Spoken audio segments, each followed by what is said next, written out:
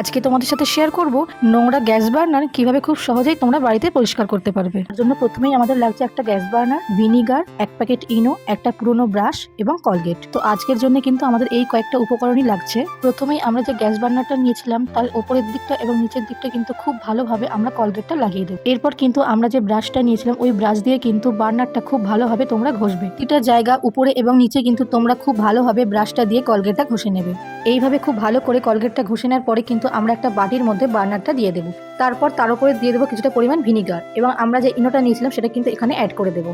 এরপর কিন্তু আমরা এই মিশ্রণটিকে 10 মিনিটের জন্য রেখে দেবো। 10 মিনিট পর কিন্তু দেখতে একটা এরকম দেখতে লাগছে।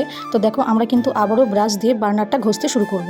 এইভাবে কিন্তু আমরা বেশ কিছুক্ষণ ধরে ব্রাশ দিয়ে বার্নারটা ঘষতে লাগবো এবং ফাইনালি কিন্তু আমরা বার্নারটাকে জল দিয়ে ধুয়ে ফেলবো। তো তোমরা দেখতেই কিন্তু পাচ্ছ বার্নারটা কতটা পরিমাণ পরিষ্কার হয়েছে। দেখো প্রত্যেকটা জায়গা কিন্তু পরিষ্কার হয়েছে, একটা জায়গাতে কিন্তু নোংরা নেই। প্রত্যেকটা কোনায় কোনায় দেখো পুরো পরিষ্কার ঝকঝক করে। আশা করি ভিডিওটা তোমাদের অনেকেরই কাজে লাগবে। তো ভিডিওটা যদি ভালো লাগে অবশ্যই একটা সাবস্ক্রাইব করে দিও এবং লাইক করতে কেউ ভুলো না। খুব তাড়াতাড়ি দেখা হচ্ছে পরের ভিডিওতে। টাটা সবাইকে।